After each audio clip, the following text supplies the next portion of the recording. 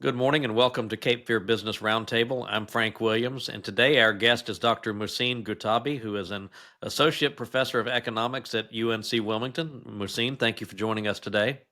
Thank you for having me, Frank. Absolutely. Before we dive in, I do want to share a word about our two sponsors, which are two businesses located under one roof here in Leland. First is Pioneer Strategies, which is a public relations and strategic communication firm. They can help you with your website, logo, digital advertising, or if you just need someone to manage your entire marketing program. And you can check them out at pioneerstrategies.com. The other sponsor is Pioneer Specialties, a promotional products organization that has access to over 1 million products from 4,300 suppliers worldwide. And they do the research and find the products so that you don't have to spend your day doing that. And the website for Pioneer Specialties is pioneerspecialties.promo. And yes, that is the correct domain extension, pioneerspecialties.promo, not .com. So check them out. And with that, we'll go ahead and dive on in. Again, thank you for joining us. I've heard you speak enough times recently. I can probably give part of your speech, but I will do my best not to do that today. But I'd like to jump in with a few more personal questions. And obviously, we're in a fast growing part of the state. We've seen lots of people moving here from a lot of places. And I believe you moved from about as far away as you can still get and be in the continental United States. Yeah. So if you can tell us where you came from and how you ended up here, we'd love to hear about that. Yeah, so I was a professor at the University of Alaska Anchorage for about a decade. And in 2021, made the jump to move down to Wilmington to take a job at UNCW, where I'm currently an associate professor of economics and the regional economist. But yeah, it's obviously a massive change. Absolutely. We made it partially for personal reasons. My wife kind of got tired of the snow and the cold, and and we thought a little change of scenery was interesting. And obviously, Wilmington is a fast growing place, Absolutely. as I'm sure we'll talk about. And the department was incredibly welcoming and friendly, and there seemed to be quite a bit of an opportunity to both contribute on the academic side, but also do a lot of the things you initially mentioned, which is kind of talk with community members, businesses, hopefully help elected officials think through policy questions. And so, yeah. Well, you mentioned the temperature change, and obviously we had a little snow here a few weeks ago, which is unusual for us. And Yeah. I could easily tell which of my neighbors had snow shovels and which did not the next day because some of the driveways were shoveled and some were not. So the question is, was your driveway shoveled or did you leave the Well, shovel in Alaska? I'll tell you a funny story. So we still have our stuff. So we've been here for almost 4 years. We still have a lot of our stuff in a storage facility, um, and we still have our skis in there. And on I don't know. I think it was the Thursday morning. My wife and I looked at each other and we were wondering whether we should go and take out our skis. These are cross country skis, Did you? and whether we Did should you? get. We did not, unfortunately, and funnily enough, 2 days later, we went to a park near us, and we saw cross country tracks, and we are like, we should have done it because somebody obviously did what we should have done. But Yeah, yeah. that's an unusual thing here. It'll probably be another few years before we get that again if history repeats That's itself. yeah, that's what I was told when the university initially canceled classes. I thought, I think they're just being overly cautious and we'll be fine. And then, like everybody that lives here, we woke up the next morning. I'm like, wow, this is Yeah, serious this snow. one they actually call this one right, and the Yeah, yeah. danger here is you may get ice and not just snow. That's always a challenge. Exactly, exactly. Well, obviously you've been here for a few years now. So, what is your Yeah. favorite non-work related thing to do or place to go here in southeastern North I, Carolina? I play quite a bit of tennis, and so it's one of the things that I do a lot during my free time. We're frequent beach goers. We live in downtown Wilmington, and so we like to go out to concerts and restaurants, and kind of just be out and about. I always joke that I do it as obviously an individual, but I always wear my regional economist hat on, and so I like to know what's going on and Exactly. what Good to businesses go are out and opening. Yeah, experience the local economy there you go, and and maybe contribute a contribute little to bit it, to it as well. and contribute to it. Yeah, Yeah. exactly. Well, tell us a little bit about your career journey. We already touched on that a little bit, Yeah, but obviously you were in Alaska for 10 years. You've been here for a yeah, few now. So, yeah. what led you into the field of being an economics professor and an economist? Yeah, I did an undergrad in finance at the University of Central Oklahoma. I always joke that I took an econ class in undergrad and really did not like it. Thought I was going to be a stockbroker and thought I was going to go the finance route. And then took a little bit of time between undergrad and grad school and thought really I was going to do like a master's in quantitative finance or something of the sort. And again, just really go into Wall Street or investment trading or that type of thing. And then I was at Oklahoma State for my PhD, and just through happenstance, there was a PhD course that was available in regional economics, the field that I ended up choosing. And the department had kind of suggested that I should go ahead and check it out because there was nothing offered that I could take that semester. I take the class and I was just blown away. I had no knowledge of what economists did. I didn't know that they played around with data. I didn't know that they asked hypotheses.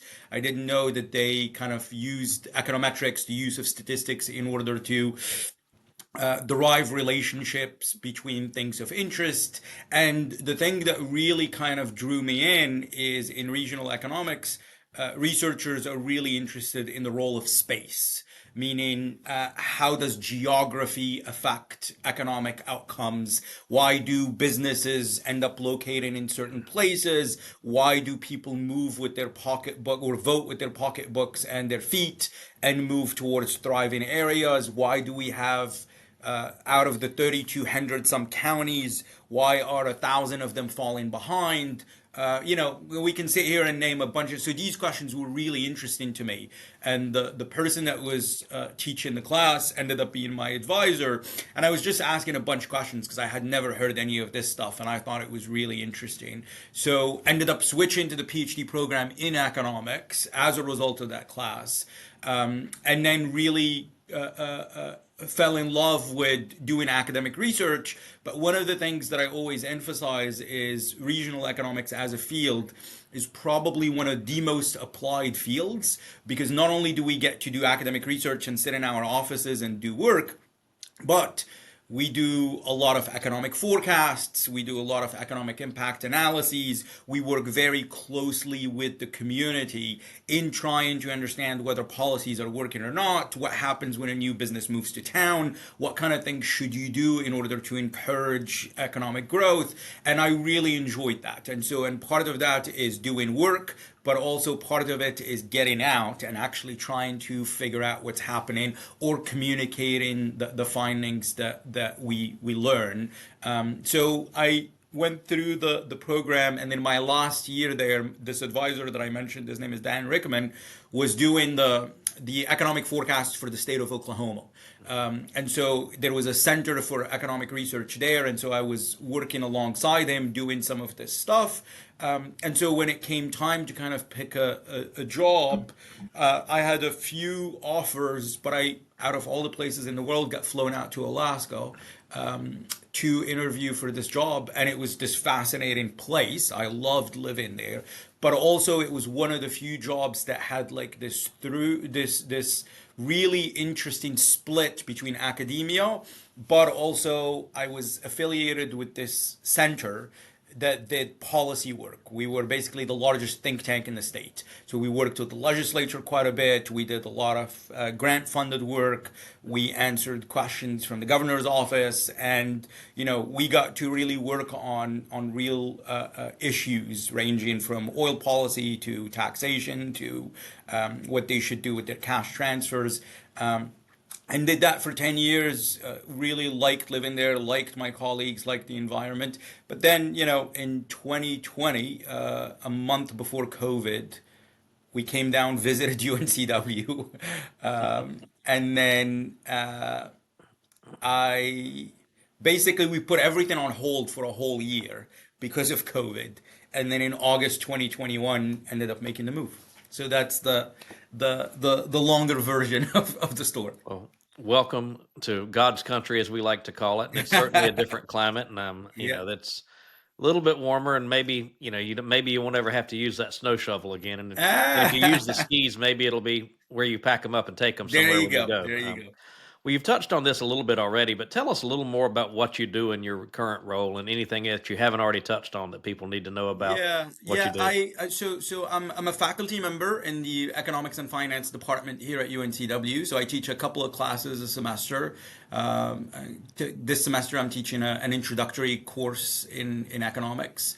And then I teach an applied regional economics class where I teach students essentially some of the tools that I use in my work. I do academic research, and then a part of my role here, I have basically two roles as a faculty member and as that of the regional economist. So here I interact quite a bit with businesses. I participate in quite a few of the events that, for example, the Greater Wilmington Business Journal puts together, that the Chamber of Commerce puts together, and organizations throughout the region and throughout the state sometimes reach out either for consulting services or for speaking events or for just kind of I want to pick your brain about this data set that's Right. available. So I think of myself as being a resource, really, to the community, add some value, provide some unbiased research, and try to communicate what we know, what we don't know about the region, what things are potentially worth thinking about, and to kind of break down things as you know. Economics can be intimidating. Data Absolutely. is not something that a lot of people love. And so I take pride in kind of serving as that bridge, right? And so taking things that are sometimes complicated and trying to break them down and allow us to, again, like I said, I really, to me, if I add value to conversations or if somebody leaves a meeting saying, I understand this a little bit better, or, I can call on UNCW to do X, Y, and Z, I consider that a win. Well, and I know a lot of local groups have certainly taken advantage of utilizing you as a resource because I've seen you speak in multiple venues with government groups, business groups, even as far away as Raleigh, talking about the economy. So I would encourage anyone who's watching this who, if you have a group that needs someone to speak about the economy, I think this is your guy. I would reach out to him. I appreciate Well, it. let's jump into talking a little bit about the local economy, and with the caveat that we're recording this on February 26th, and it will probably be posted in early April, so things can change between now and then. And the good thing is that means I'm way ahead of schedule in terms of recording guests, and I'm not going to be scrambling to know who comes out next week. But tell us a little bit about the state of both our regional economy, and for this podcast, we're covering Brunswick, New Hanover, Columbus, and Pender counties primarily, and also the national economy. Yeah. Where do you think we are, and maybe where we're headed? Yeah, I'll start broad and then come down to the region. I mean, at the national level, I think most people would say today that the economy has held up considerably better than a lot of people would have expected, right? And so there was concern over the last 24 months that the consumer was getting tired, that, maybe we're gonna enter this soft-ish recession that never really materialized. The labor market is still doing well. The caveat there is we are in what I jokingly refer to as like this great stagnation. Firms are not hiring a lot, but they're also not firing a lot, right? Right. And so at the national level, there seems to be a little bit of uncertainty about the next 12 months, which kind of has paused economic activity to a certain extent. That was probably exacerbated by the election, right? Because people didn't know who was going to win. So we know that when there are elections, irrespective of who you support, that tends to put down or to, puts to put tends to put downward pressure on economic activity because it increases uncertainty. So most people are still doing considerably better than they were pre-pandemic. The challenge is that we're seeing some areas of weakness right now. In particular, delinquencies are starting to creep up at the national level, right? And so I'm sure you've seen that. And so that's an area of concern. The other thing, there was an article out of the Wall Street Journal, and I've spoken about this recently, that obviously we are now in this kind of strange economy of the haves and have-nots, right? People with assets, people that own their homes, people that have 401ks have seen their wealth increase quite substantially at a rate that far exceeds inflation. And then obviously we have individuals that are starting to fall behind, especially if you don't own assets, especially if you're not invested in the market. And so it's difficult to tell how things will play out. And of course, we have a new administration that is enacting policies at a rather rapid rate, and nobody has processed yet the extent to which that will affect the growth path. Obviously, there are policies from a deregulation standpoint that bode well for growth. There are policies on the tariff side that may hamper growth in the short run. So, how will it play out? Difficult to tell. But I think for now, I would say if you were to tell most people that we would be here today, 2 years ago, they would take it because I think the economy has held up really well. At the local level, regional level, you know this better than I, but we've outperformed most Absolutely. parts of the state and most parts of the country.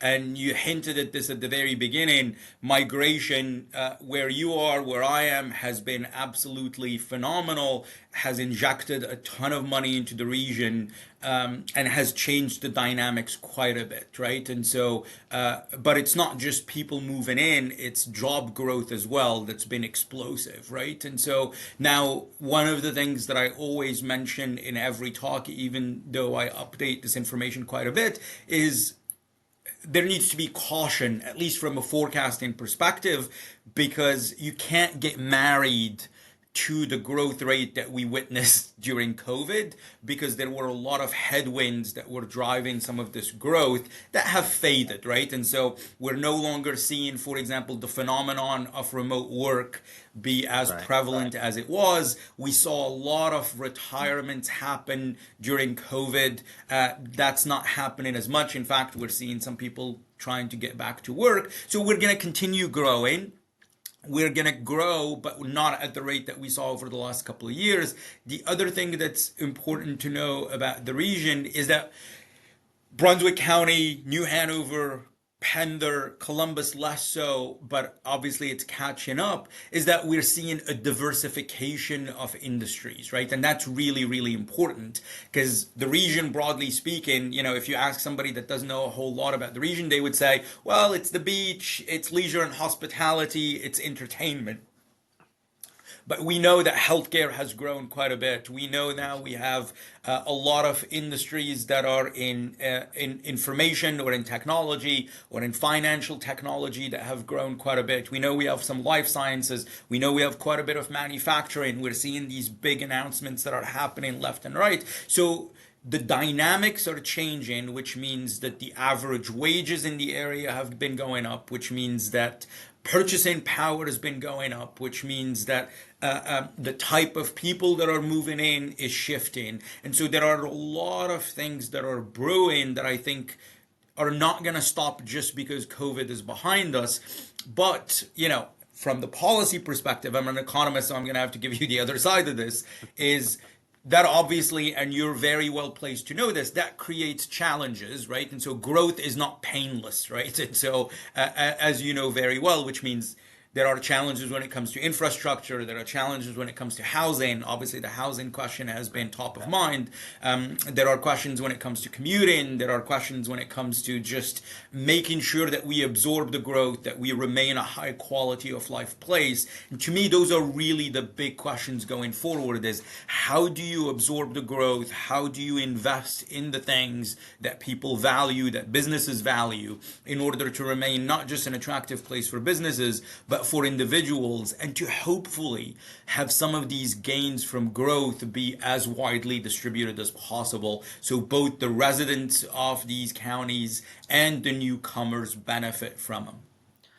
And yeah, there's a lot in what you just said, and obviously, one thing we see is you mentioned housing, and that's a challenge for a lot of people because the price of housing has skyrocketed because, and it's a supply and demand issue. And I actually had someone a while back say to me, they said we need to stop building any more houses until we get the price of housing under control. And I Oh, don't think supply and demand works that way. no, They're in high demand, and you build a $200,000 house and somebody pays 350 for it.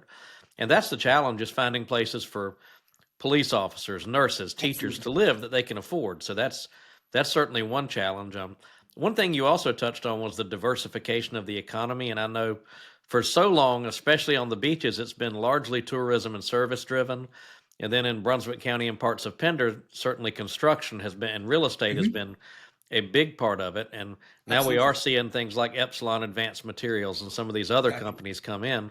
I also think we should not forget that in Western Pender, some parts of Western Brunswick and Columbus, it's agriculture.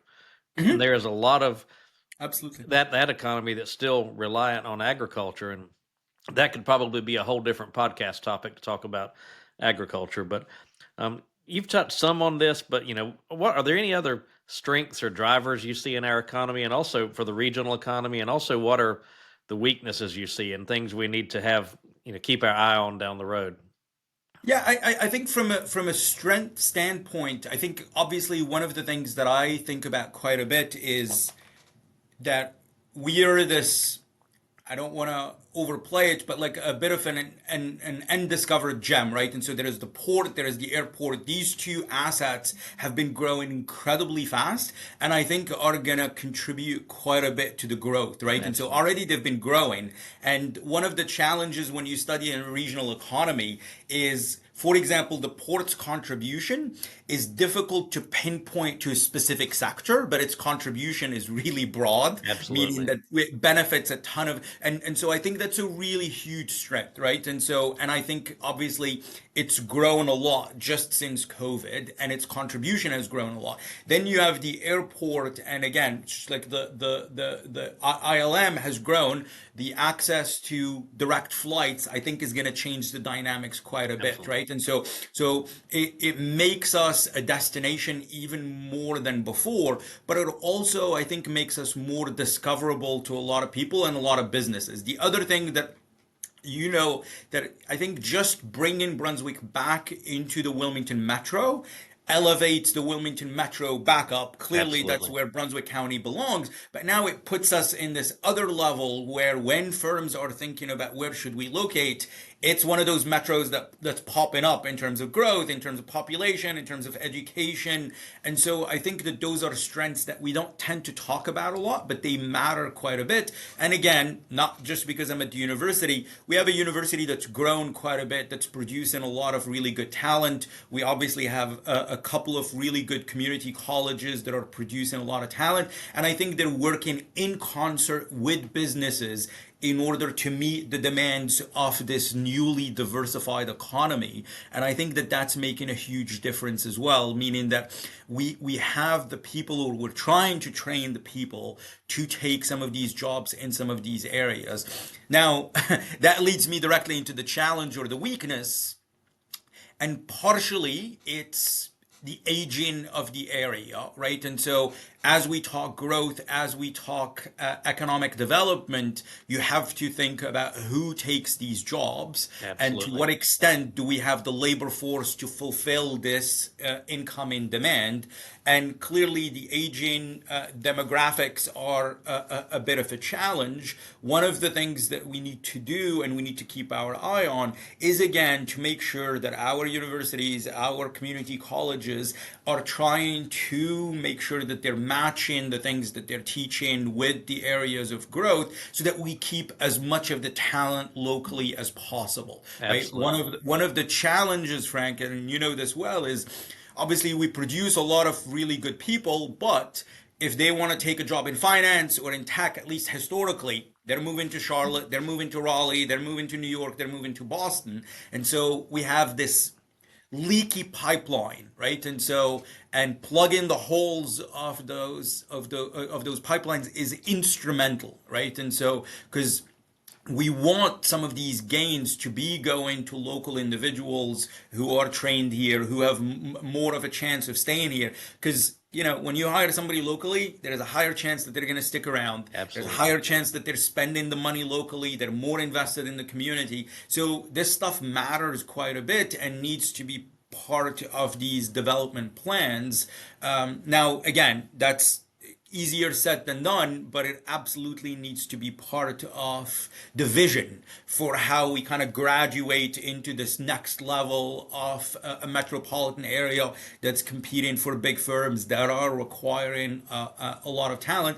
And then again, this is not a weakness, but we've touched on it, but not to belabor the point, but it matters. Is I think we're now in a world where, of course, providing incentives to businesses and having a good environment for business is important, but it's also important to think about quality of life, right? And so, because companies are footloose, but people are footloose too. Just like we Yeah. benefited from this big increase in migration, if we enact policies, or if we ignore quality of life, or if infrastructure doesn't keep up with the growth, we could just as easily lose to competitors who are trying to do some of these things in order to compete for talent, right? And so we're in this talent war, right? And so, and organizations, cities, counties, metropolitan areas are all competing, and we can't just kind of sit back and say we're winning because we have the beach, right? And so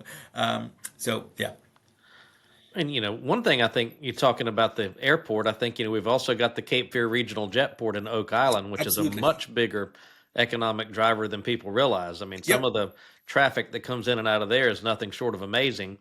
And I think a lot of people also underestimate just how accessible we are by highway. You've got, Absolutely. I grew up here. When I graduated from high school in 1988, Interstate 40 did not come to Wilmington. It was while I was in college that opened. And I think that was the first opening of a valve to bring people here. And then, I hear a lot of people say all the roads get built in Raleigh and Charlotte, but we've had Interstate 40, Interstate 140. The military cutoff extension is amazing, and then that's going to connect into the Hampstead bypass, and now they're working on trying to make US 74 interstate quality as much as they can between here and Charlotte. If you think about it, you'd be able to get from here to Atlanta on essentially interstate quality highways if that becomes about. I, And I, that I think the role of highways is, you really said it very well. We underestimate their effects. In fact, funnily enough, I have a student in my regional class right now that's writing a paper on the effect of highways on economic development. I And would like so to see a copy of that when yeah, it's done. yeah, Please, yeah, please yeah, send me that. That would absolutely. be interesting. What's on the horizon that you think we need to watch as far as trends, or things that could pop up down the road that would affect us locally in this area?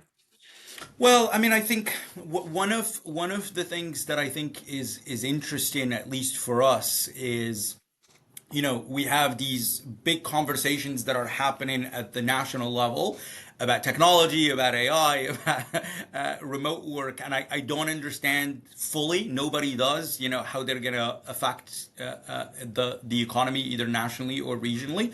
But I think we need to kind of make sure that we're aware of them, especially because of this diversification. Yeah. Right now, we have multinational companies that are playing in that space. We don't know how it's going to affect government. And then, just to think about policy, one of the things that I've been thinking about a lot is this relative vulnerability or exposure to national policies, right? And so that's an area that I've been thinking about quite a bit, is how connected or disconnected, or how exposed or unexposed are we? So, for example, what's our exposure when it comes to federal government employment? What's our exposure when it comes to tariffs? What's our exposure when it comes to any changes in terms of tax policy? And I really think that those things, again, when we were small, relatively isolated, didn't matter as much. As you diversify, that's great, but now you have these sectors that are now potentially much more responsive to what's happening at the national level than what's happening at the local level. Just to give you an example, so if, for example, the Wilmington Metro as a whole clearly still depends partially on consumer spending, but it's not just consumer spending of residents of the area. It's a lot of money that's coming in from outside of the region, Right. right? And so if the national economy were to slow down, that clearly affects us, right? And so you can look at things like bet taxes, right? And so one of the things that tends to be maybe a leading indicator of what's going on at the national level is where people are spending their money. So things like bet taxes, occupancy taxes, sales taxes are really good to keep an eye on. And then it's really, really important to, again, to me, try and have this kind of solid plan of how to mitigate the negative shocks, if there are any, from changes at the national landscape, so that not that you want to shelter your economy, but you want to think about it carefully and where its strengths and weaknesses are. And then the thing that I think about a lot, which is this notion that you and I have already talked about, of just where does the talent come from. To me, that's really the pipeline. That's that leaky pipeline that I keep thinking about. And work closely with some of these firms we recruit, have a really good understanding of who benefits from economic development. One of the things, I'm a broken record when it comes to this, but to me, it's never sufficient to look at that top headline that says company X is going to create 3,000 jobs. The second question that matters even more is, to whom are those jobs potentially going? How much of this benefit is actually sticking around? How much of it is leaking? Clearly, sometimes you have no choice but to hire from outside, but you meaning like the decision makers, as well as the people recruiting companies, need to really sit down and try to have a 10, 20, 30-year plan of how to ensure that the growth is, again, as widely distributed as possible, and that we have a thriving economy, not just for the next 3 years, but for the next 30, hopefully, or 50. And I think part of that also is, if they're going to bring in new people, to try to have a situation where we have jobs for younger families and it's not just a retirement community. And that doesn't mean we don't want Absolutely. to be a retirement community, but we want to be more than just a retirement community and have a much more diverse economy than that. And you mentioned the brain drain, young people moving away. That was me at one point. I graduated from North Brunswick. The town of Leland was not yet incorporated as a town when I graduated from high school, so I'm dating myself a little bit. But I never in my life imagined that I would live back here, because I didn't foresee any place for me to work doing anything I wanted to do at that point. I moved to Raleigh, started my business while I was there, and was fortunate enough to be able to bring it back while still working remotely with clients in Raleigh and all over the country. But if it had not been for the opportunity to do that, I don't know that I would have made it back. And I was talking with one of the town council members in a small town in Brunswick County, and he said it's so frustrating. You put half your life savings for your kid to go to college, and then they stay away because there's nowhere to work here. And that, it's a chicken and egg. But if you bring the business, do they have the workforce? It's the ultimate chicken and egg. And I'd rather have the problem of trying to find the workforce for the business than trying to find the business for people who need work. No, I Yeah. think you're right. I really think it's the biggest challenge facing the area. And I think that one of the challenges that you're very well aware of is that the incentives are not necessarily well aligned, right? And so, especially because in some areas of the region, obviously a lot of the influx has been retirees, right? And Right. so they don't see many of the benefits from economic development, right? They see economic development partially as a cost, right? And so, because there's more traffic or there's more construction, and that's really challenging to just try and think of, okay, if you have a vision for the next 20, 30 years, you cannot rest on your laurels and just say, yeah, things are good now. You need to be thinking about the next generation, and you need to be thinking about the kids who are in middle school or high school right now.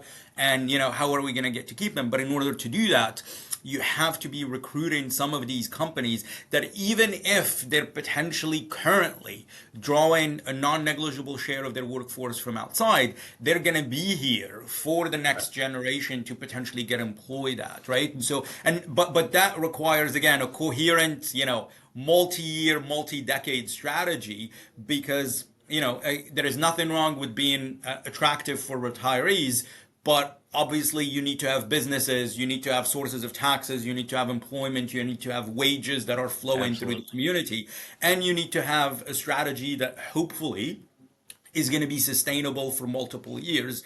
And so I think that, just aligning economic development goals with, as you said, workforce development, having those two things going in concert, but also being cognizant that you may recruit firms today that are gonna pay dividends 10 years from now, because the next generation of kids are not going to make the same decision you made initially because they're going to have a big employer that's prepared to potentially take them on. Absolutely.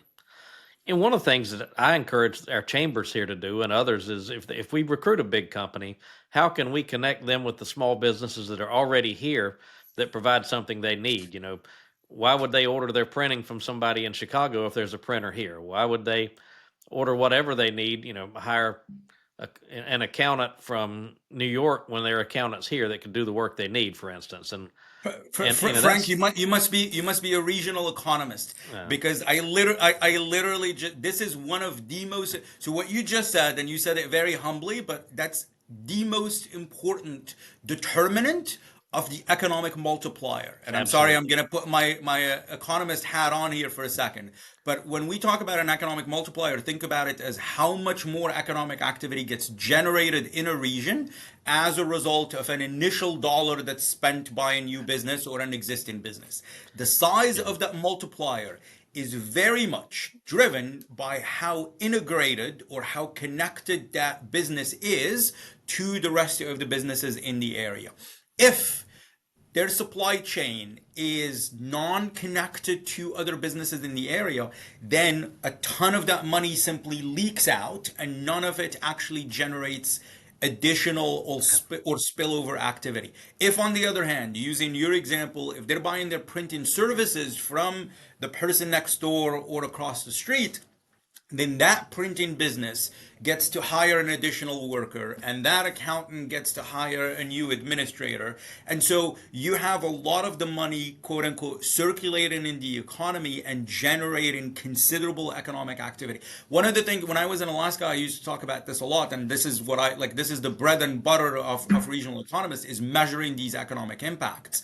And people are always obsessed with, let us recruit the next big name, right? And there is nothing wrong with that. It's really good. But one of the things you can do as a community is you can actually help yourself quite a bit, even without recruiting. Absolutely. How? By increasing the share of inputs that are being bought locally. So the lower hanging fruit is actually just playing that matchmaker that you're talking about, or being strategic enough about the types of companies that you recruit. Because if you have suppliers of something in your area, it's super smart to recruit somebody that is going to actually buy in Yeah. from those suppliers in the region. It may not be the biggest splash in the world, but it generates a lot of economic activity that doesn't get a lot of headlines. So anyway, that's a longer version of what you said, but that's a really important point. And my final point on that would be, it's always exciting to recruit the big name, but long term, it's better to see the company that starts here and grows here and becomes the big name. And in Wilmington, I'll use Live Oak Bank as an example. I mean, Sure. they're homegrown, and they've got roots here because they started here. They didn't come here from Yep, somewhere else. absolutely. Well, any predictions you would be brave enough to share about the next couple of years as far as what we'll see in the economy? I think at the national level, I think that again, I think we're in a period of uncertainty. I really don't know how the tariff stuff is gonna play out. I think the Federal Reserve seems to be incredibly cautious right now, right? And so they're in this wait and see mode. And so at least over the next 6 months, I have a hard time seeing any big moves, either upward or downward, right? And so that means, unfortunately, for people that are hoping their interest rates on mortgages, if they're hoping they're gonna drop by a lot, I think that that's unlikely to happen. I think locally, again, to me, I see a lot of promise. I see a lot of growth, but again, the big caveat is just the shift in expectations, Right. right? And so I think now, to me, it's like I don't want to say that the easy growth is behind us, but now it's those big decisions, right? And so, like, how do we absorb the growth that we've experienced, and how do we potentially plan for the next few years? So we're going to continue growing. We're going to continue diversifying. I'm hopeful that we're going to see the infrastructure start to catch up with the growth, and that hopefully we maintain the momentum. That's a hope as opposed to a prediction, but I think that we're really well slated for continued growth, and I think that now, I mean, we're comfortably the second fastest growing metropolitan area in the state. And I think, that's the spot that we're going to be in. And we want to be now, in that conversation when companies are thinking about, where to potentially locate. We want to be in that Right. pool continually, right? And so, because obviously outside of New Hanover, we have a lot of space in Brunswick, we have a lot of space in Pender and Columbus County, and so the growth is going to start spreading out, right? That's already happening, but I think that that's what we're going to see a lot of, both from the residents' perspective, but also on the commercial side. Well, I think we have covered plenty on the local economy, so we'll move into a couple of final, more personal questions to close it out. And the first one, I always love to give people who are listening something that they can learn. So, if you were giving advice to someone who was just starting out wanting to be a regional economist, what advice would you give them? I would say, to me, the things that you need to try and get your hands on as much data as possible. Try to become not fluent but conversant in what makes an economy tick, right? And so just be curious about the world, read as much as possible, get as much data as you can, and look up universities, community colleges, take classes, come out to some of the events that are being held, see if the stuff that you're hearing is actually interesting, right? And so because I think you need to be interested in the area that you're in, but you also need to kind of develop some skills along the way, because there are the hard skills, which is like the quantitative skills, but this job also requires qualitative skills, communication skills, presentation skills, curiosity, right? And so, and a little bit of humility, because there is a lot of stuff that you're not going to know. And so, even if you become reasonably good at it. Yeah, there are definitely a lot of things to know, and I'm by no means an economist, but the things Yeah. I do know, I've learned by going and hearing people like you speak. I went to the Raleigh Chamber's economic Yeah. forecast, and it's largely by being a sponge and just learning from other people who are Mhm. experts in what they do. And what have you learned during your career that you wish you'd known on the first day? Question. I think that, again, there is no, I mean, I think when you start a PhD program, you think that there is some sort of destination, right? The moment I finish my PhD, I'm going to know XYZ, or the moment I publish my first paper.